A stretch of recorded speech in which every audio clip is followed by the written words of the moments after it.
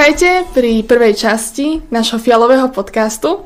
Ja sa volám Sofia Váš, venujem sa realitám a mentálnemu coachingu a to je Mirka. Ahojte, ja som Mirka Fialek a som profesionálny hypotekárny špecialista a venujem sa tomu, že robím ľuďom radosť, keď nadobúdajú svoju nehnuteľnosť a tak spolu potom riešime teda celý proces tých financií.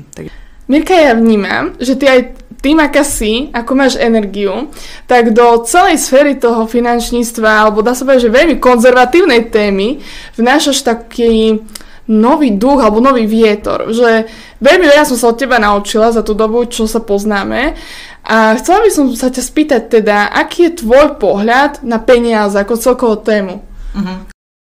No, tak ja mám veľmi rada peniaze. Úplne naozaj by to tak vyznelo správne. A ja si myslím, že je veľmi dôležité mať peniaze rád. Veľa príbehov alebo prípadov je, keď človek, pokiaľ má z peňazí stres, strach alebo prípadne proste nejaký odpor, tak tie rozhodnutia práve pod tým stresom robí také, ktoré nie sú správne.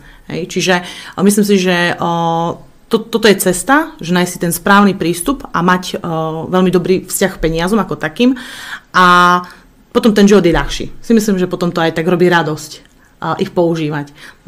Myslím si, že v tom našom podcaste určite prejdeme rôzne tipy a také zaujímavé rady a možno aj nie iba tie z toho hypotekárneho prostredia, ale možno aj z tých bežných vecí, ktoré ja používam a naozaj, ktoré mi prinášajú potom také zaujímavé výsledky. Takže určite máte sa na čo tešiť. Mirka, možno taká osobná otázka. Ako ty hodnotíš možno, keď tak celý svoj život, tak mala si obdobie, kedy si aj nemala akože peniaze a mala a aký si možno v tom vnímala rozdiel, čo to s tebou robilo, ako to ovplyvnilo možno tvoje vnímanie sveta? To je akože strašná otázka na telo, ale áno. V princípe si myslím, že v podstate ja sa považujem dneska za podnikateľa a každý podnikateľ niekde začínal, čiže tie začiatky sú veľmi ťažké a naozaj človek si prejde všetkým možným a ja do tých financií vnášam tú radosť a tú takú pozitivitu. Poznám veľa finančných poradcov, ktorí sú takí tí škrobení a tak toto je a také sú odborné veci, ale však otvorene si povedzme. Hej, ako ja som ich stretla, tých ľudí. A veľakrát nemajú na kávu na tom začiatku, veľakrát. Poviem pravdu, keď som začínala, my sme mali telefóny na kredit, to je ako to bolo. Hej, to si pamätám, to bol taký, že denný paušál a večerný paušál. A teraz si predstavte, že ja som mala denný a môj kolega mal večerný. A my sme si vymieniali telefóny, hej, že proste akože človek zažil všetko možné. A ja som zažila fakt, že aj akože rôzne nedoplatky, že potom, že z čoho človek to zaplatí, hej, proste jednoducho odložené nejaké faktúry, áno, boli svoje časy, ale ja poviem pravdu, ja dneska sa na tom smejem a ja som brutálne za to vďačná, akože brutálne, pretože keď človek naozaj má tie peniaze a si ich váži a proste a teraz vidí, akú mu robia tú radosť, tak poviem príklad, ja som si nekúpila auto, povedzme, že som podnikala, teraz už aj neviem, myslím, že nejakých 8 alebo 9 rokov, myslím, že, lebo ja podnikám od 18, to je ako, že som mala to šťastie, že som sa dostala k tejto ako keby oblasti finančnej a to si poviem aj ako som sa dostala, ale v princípe, akože v tých 18 som začala a ja som povedala, že ja chcem zarábať 50 000 korún. Proste moja mama, že a to akože čo budeš robiť? Ja neviem, čo budem robiť, ale ja budem zarábať 50 000 korún. No dneska, keby mi prišlo 1600 eur, tak mám existenčné problémy, hej, lebo tie náklady sú akože už trošku inde, ale v princípe ja som mala jasný akože ten pohľad a naozaj na tom začiatku v podstate rozmýšľam, čo som chcela povedať, že keď sme začínali, jasné, tak v tých 18 rokoch proste človek akože nemá nejaké záväzky, však vyskúša čokoľvek, takže pre mňa to bola dobrá škola. No a jasné, ono to ovplyvnilo dosť, pretože ja som vedela, že mám alebo chcem byť úspešná, chcem naozaj robiť niečo, čo ma bude baviť, to si myslím, že to som akože našla, naozaj ako Ja som mala, myslím, že ešte nejakej tej basničke niekde v škole také, že pokrčené peniažky vo vreckách máva, ekonómkou by chcela byť, aj keď veľmi nevie ušetriť, hej, akože topka, to je ako ja som doma. Čiže toto bola moja basnička. Takže ty od malička si to vlastne afirmovala. To 100%. Že ti to príde do života. Presne tak, čiže ja som áno povedala, že budem zarobiť 50 000 korún, akože čo budeš robiť, ja neviem, budem. Čo to je za otázka, prosím, pekne, hej.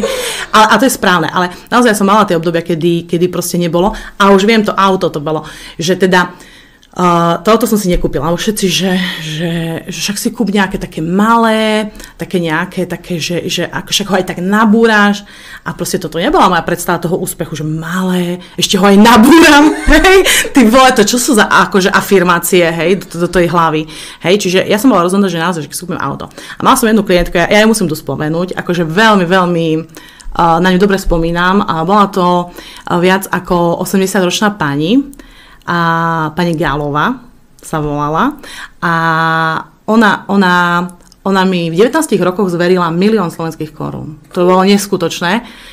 Toto bola pre mňa akože veľká škola a čo je ešte krajšie, ja som jej z toho 1 000 000 spravila za asi 9 mesiacov 1 700 000 alebo 1 800 000. Bola to nejaká zaujímavá investícia, ja som jej to poradila, vďaka nejakým školeniam, pravda, a bolo to úžasné, že niekto mi dal ten 1 000 000 korún.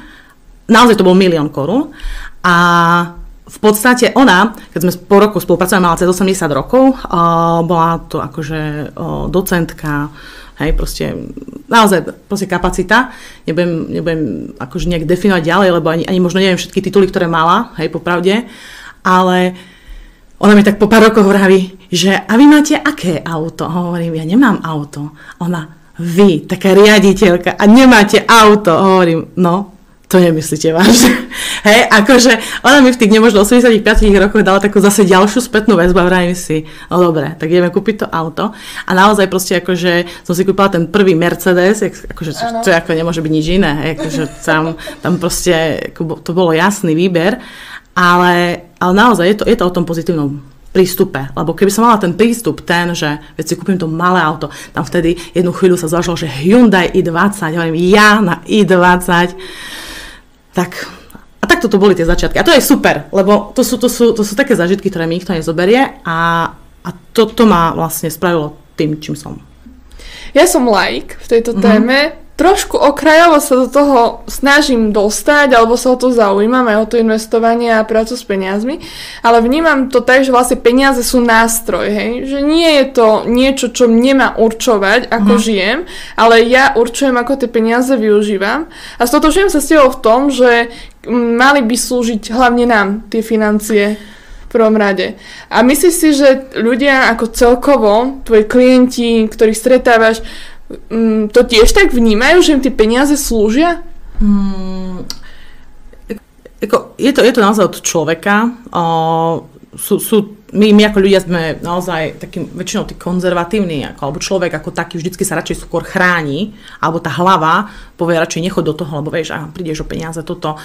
Jasné, mať zdravý nejaký rešpekt je určite dobrý, ale ja som v tejto oblasti zastancom toho, že vypočujú si viacej názorov. Ja, keďže viem, čo ponúkam mojim klientom, ja nemám problém, aby môj klient išiel za aj iným poradcom, veď choď, vypočuj si ho a uvidíš, čo ti on povie a vlastne hej, si to vieš porovnať. Myslím si, že povedzme, že pred 5 rokmi tu bola veľmi dobrá príležitosť na nákup nehnuteľnosti. Ako tie úroky boli naozaj akože výhodné. Hej? Proste to asi už dlho také niečo nebude. A napriek tomu v tom čase boli poradcovia, ktorí hovorili, že Ježiš, zadlžiť sa, akože v žiadnom prípade. Ja som bola určite zastancov presne toho, že zadlž sa, kúp si to. Dneska tí ľudia naozaj zbohatli, keď kúpili byť za 100 000 a dneska ho predajú povedzme za 170, ako krásne zisky, úrok možno 1%. Tu si musíme povedať otvorene, že je poradca a poradca. A ja ako človek, ono to je takto, hej, ja to prirovnám, keď pridávam to trošku do života dneska, že keď by som si išla dať operovať nohu, povedzme koleno, hej, tak akože išla by som za nejakým šmelinárom, alebo by som fakt chcela profika, odborníka, ktorý proste akože, tam proste, keď sa bavíme o zdravie, tak tam človek naozaj akože tak ako ani náhodou nezariskuje. Hej, že tam naozaj nejaký kontakt, alebo či nepozná, tam proste ten človek je ochotný maximálne tie kontakty nájsť a si to preveriť a naozaj ísť za tým top doktorom, lebo proste keď sa to robí zle, tak už cesty späť nie je. A ten paradox je v tom, že pri tých financiách my sme ochotní, alebo my, aj akože naozaj ako sa stretám s strašne množstvom ľudí a kľudne môžu byť aj vysokoškolský vzdelaný, stredoškolský, tam nejde o vzdelanie, tam ide o ten taký emocionálny pohľad, veď pôjdem do banky. A vy ako viete, vy máte životopis tej pani, čo tam sedí za tou prepážkou, že prosím pekne, ja neviem, že vy ste tu 20 rokov v tej banke, alebo máte životopis, že bola na 50 školeniach v tej banke, hej, kto vie, koľko ona má investované, hej, ja som sa stretla aj s klientmi z spoločných z realit od vás, že prišiel klient a mi povedal sám klient, že taký som bol nasratý v tej banke, viete, že mi tá pani povedala, môj klient podpísal hypotéku, si predstavte, akože krásna hypotéka, neviem, 150 000, kúpal nejaký super byt, myslím, že presne viem, že ktorý na Palackého, taký že lukratívny a ona mu povie, dneska sa zadlžiť, no to je hrozné. Chápete, že on má vybavenú hypotéku, podpisuje si ju a on je ešte tú radosť z toho, že on ide kúpiť brutálny, lukratívny byt z nechuti, že v dnešnej dobe sa zadlžiť a to bola doba, keď boli 2% sadzby. Hej? No už keď to spomínaš toto inak, viac menej môžeme aj prepojiť, lebo financie a psychika dosť spolu súvisia. A toto, že je zlá doba na hypotéku, alebo je zlá doba na investovanie, tak ja to vnímam z toho mentálneho nastavenia, že ľudia rýchlo a ľahko vidia zle a rýchlejšie sa zľaknú všetkého, čo sa okolo nich deje. A ako ty, ako človek, čo už dlhodobo sa tomu venuje, že nie si v tom trhu rok ani dva, ale dlhšiu etapu, vnímaš presne také tie správy, či už v novinách, alebo celkovo, že je zlá doba na financie, nedarí sa trhu a podobne, vieš, takéto strašenie. No, presne, strašenie. Určite tie doby nemôžu byť stále rovnaké. Hej? Stále sa vraví, že tá zlá doba prinesie niečo, čo naozaj to ľudstvo, alebo ten ako keby celok, ako tú spoločnosť ide posunú. Veď si zoberme tú koronu. Hej? Ja musím povedať, že pre mňa to bolo super obdobie. Ako naozaj odhliadnúc od tej ako keby situácie, ktorá tu bola na Slovensku, hej, toto ako teraz nehodnotíme, hodnoťme teda ako ten biznis finančný, ľudia potrebovali riešiť financie, nevedeli, čo bude, zrazu tá téma vyšla niekde spod koberca doslova a oni si uvedomili, že keď bude horšie, čo bude, tak hľadali tých poradcov, hľadali možnosť, či už refinancovať, pripravili sa na tú dobu, predzasobili, kúpili tú nehnuteľnosť, alebo presne tá korona ich prinútila, že nechceli bývať s rodičmi, alebo povedzme v tých rodinách, lebo to bolo také akože proste, hej, že všetci boli vlastne uväznení, tak chceli mať to vlastné bývanie, že tí mladí vtedy konečne si povedali, že my chceme fakt bývať sami, že toto tu je, hej, ako proste už neudržateľné. Takže jednoducho ich to podnietilo, skôr by som povedala, to správne slovo, ich to proste inšpirovalo, že poďme niečo robiť s tým. A potom to je jedna vec, hej, že teda že išli niečo robiť. Ale tá korona vlastne spôsobila to, že firmy začali online veci, ľudia začali šetriť čas. Naozaj ako za mňa poviem, že tie financie vtedy išli akože veľmi dobre. Zároveň, ak už sa stretli tí klienti, tak oni už sa nechceli stretať, že s 5 poradcami, lebo akože s každým rúško, s každým ako keby môže byť akože nakazený, hej, dezinfekcia. Takže naozaj tak si uvedomili, že aha, dobre, tak idem na tú istotu. Pre mňa to bolo naozaj dobré obdobie a každé to zlé nazveme obdobie, alebo teda pre nás, pre človeka je všetko zlé, čo je iné, čo proste, my sme boli zvyknutí, že úroky išli dole, teraz zrazu idú hore, takže to je zlé. Lenže aj sa to učí na školách, na ekonomických, že celý ekonomický cyklus je v sinusoidách, proste hore, dole, hore. A keď by všetko stálo, tak to je presne ako ten graf tej srdcovej frekvencie, že keď to stojí, tak to je mŕtve, hej. Tak jednoducho asi to nie je správne. Ja si myslím, že je dobré, že sa to hýbe a treba byť flexibilný. Toto je dôležité. Ale naozaj dneska mám klientov, ktorí, áno, na začiatku bolo také, že 3%, ale hovorím, bude horšie. 4%, nekúpili sme. No a dneska na 5 už to aj nekúpia. Aj ako bavme sa otvorene, že mám aj ľudí, ktorí prišli, keď boli 2,5% sadzby, to sú dosť vysoké sadzby, hovorím, ale tu budú horšie sadzby, to nie je, že vás idem strašiť. A oni, že tak my ešte počkáme. A vravím, a na čo chcete čakať? Tak keď si niečo našetríme. ty vole, akože oni v 2021 mi povedia, že my si niečo, hej, to ešte ani nie je na papieri napísané, niečo, to je koľko, to je 100 mesačne, to je 200, to je za rok 2400 eur, povedzme, a oni akože, že kúpia ten byt o rok, plus 400 na účte, možno nejaký úrok 100. A ešte inflácia? No inflácia, akože to ani nie rátajme to, že tie byty išli hore, úroky išli hore, tak oni akože prerobili. A odhliadnúť, že neviem, či povedzme, že či bývali s rodinou, s mamou, s otcom, alebo teda nejak takto, alebo či bývali v nájme, lebo duálne platili ten nájom. Takže ja som niekedy možno kritická. Aj u tých klientov, že ja to poviem na rovinu, že halo, akože rozmýšľajme spolu, hej, že bude to takto, je to lepšie. A je to fajn, lebo tí ľudia majú možnosť, že sa s nimi niekto porozpráva, lebo ja poviem otvorene, mne nejde o tú jednu hypotéku. Ja dneska naozaj, vďaka Bohu, tých zákazok mám dosť veľa a naozaj sa špecializujem na veľké hypotéky, ale som to toho, že chcem pomôcť hocikomu, kto chce na nejaký názor, ako naozaj môj súkromný názor, a ja to hovorím z praxe 75 miliónov eur, hej, ktoré som vybavila pre mojich klientov a neviem koľko stoviek hypoték, že ako to je. Mne páči, lebo keď povieš niekomu, že 75 miliónov eur, tak veľa ľudí poprvé ani si to nevie predstaviť, ten objem peňazí, ale keď sme mali školenie s tebou v realitke, tak ty si to tak dobre vysvetlila na tom, že koľko vyrobí taká bežná pobočka. Neviem, či si to spomínaš. Jasné, pamätám si to. Ako viem, čo ideme sa rozprávať, že povedzme, ja neviem, že keď mám mesačne, ja neviem, že 10 klientov, inak teraz mám taký zoznam, že 100 klientov tam mám, že ktorí chcú hypotéku, ale ako niekto chce a nemôže, niekto chce a ešte nemá papiere v poriadku, niekto chce a aj má papiere a robíme, čiže akože neberme, že teraz 100 hypoték naraz, ale reálne mám 100 ako keby potenciálnych ľudí, ktorí niečo chcú kúpiť alebo chcú financovať.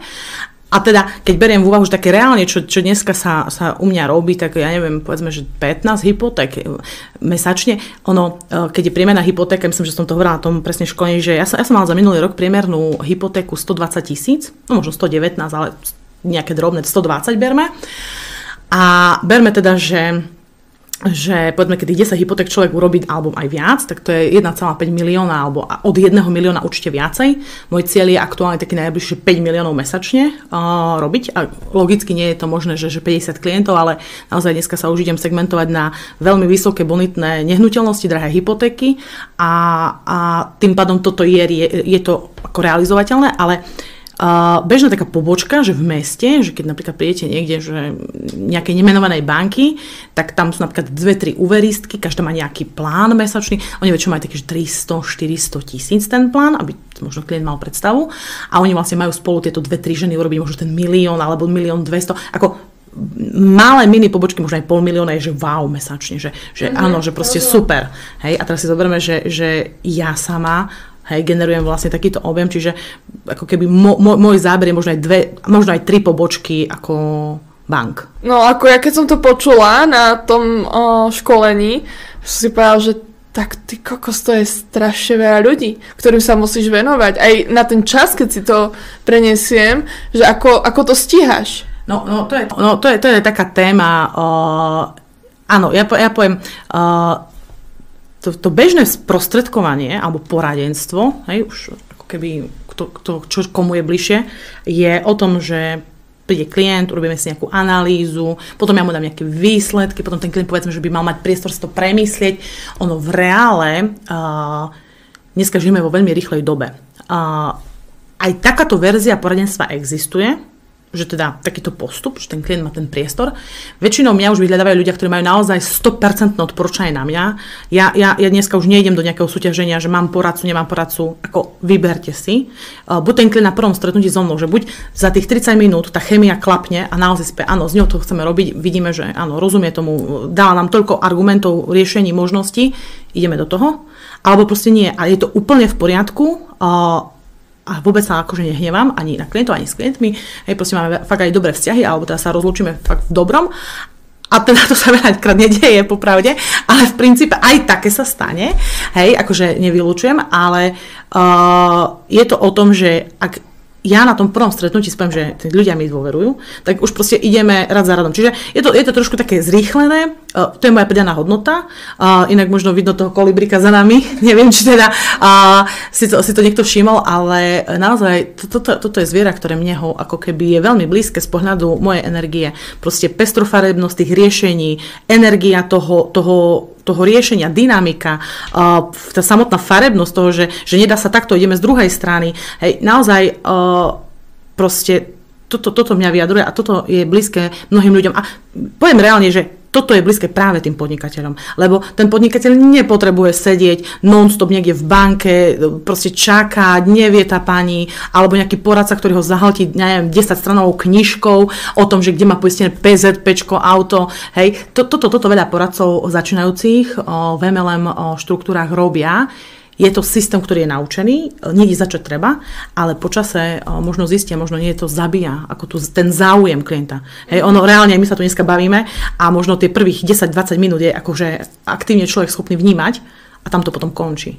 Takže naozaj proste sa snažím byť efektívna a rýchla a proste takto to stíham. Jasné, mám svoju asistentku, odbornú asistentku, vlastne tím, ktorý mi vie pomôcť.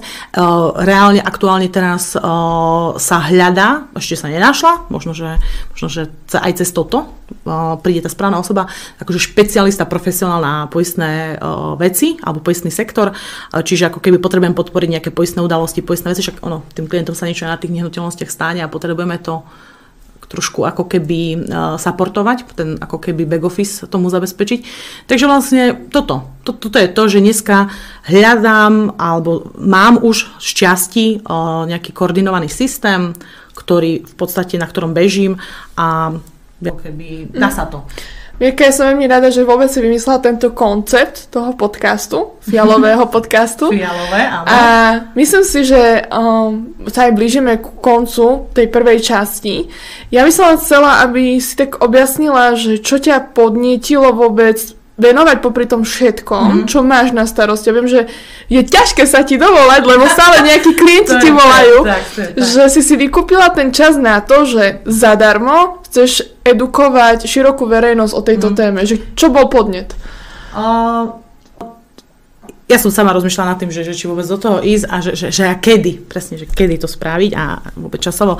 Ale ja to chcem zmeniť a ja cítim, že proste mali by ľudia a hlavne mladí ľudia proste vedieť, že čo všetko sa dá. Hej, alebo ja skôr sa stredám s tým, že všade, že to sa nedá, alebo mi volajú, hej, ja som, fakt tých klientov je spústa a príbehov, to ani by som teraz nevedela, ktorý vybrať, ale že mnohí klienti prišli sklamaní z toho, že v banke mi povedal, že sa to nedá, a to sa dá. Tu len potrebujete odborníka, ktorý vie presne vedieť, že aké všetky príjmy sa dá uznať a čo všetko sa dá spraviť. Naozaj, či to klient si porieši sám, áno, jasné, hej, nech to povie, že keď niečo tu prezradím, tak na tom nezarobím. Ako v zásade, asi nie je všetko len o tých peniazoch, hej, v tom živote, je to aj takéto dobro. A neviem, či vôbec mám, akože teraz ma to tak napadlo a mi to prišlo, asi by som to mala povedať, že nedávno som bola v tej Amerike a ja som tiež bola už taká chvíľu, že už len robím a že čo ďalej, že čo je ten ďalší level, hej, lebo vy sa dostanete na nejakú úroveň objemu, na nejakú úroveň toho stavu príjmu, možno aj počtu klientov, proste možno, že ste fakt aj medzi ako keby ľuďmi okolo najlepší vyhlásení a podobne a čo ďalej. A ja som mala taký sen a bol dosť silný. Mne sa ako keby prisnilo, ja som to naozaj prežila, že som mala v tom sne, že mi diagnostikovali veľmi zlú chorobu, poviem to takto slušne, tak ako, a ja som prežila celú tú emóciu, bolo to hrozné v zmysle, že som sa zobudila, som nevedela, či to je realita, alebo či to je ako nie je realita, ale tak dostala som sa k sebe a ja som tam zažila to, že ja nechcem zomrieť. Ja akože fakt tu chcem tým ľuďom pomáhať a proste, že tu mám kopu ešte roboty na tom svete a že že mám zmysel, prečo som tu. Takže ako keby bolo to taká facka, taká dobrá, lebo ja som aj chcela niečo zažiť a som dostala to, čo som chcela zažiť zase. Takže asi tak. Tak, Mirka, budem dúfať, že sa ti častejšie bude snívať, lebo tvoje sny sú produktívne veľmi. A verím tomu, že aj ďalšie časti budú také osviežujúce a prinesieš vlastne na ten slovenský trh trošku taký prievan v tých peniazoch a financiách. Ďakujem vám pekne teda. Tak a ja ďakujem a teda tešíme sa na našich poslucháčov alebo divákov na YouTube a uvidíte už onedlho ďalšiu časť našho fialového podcastu. A hlavne majte radosť peňazí.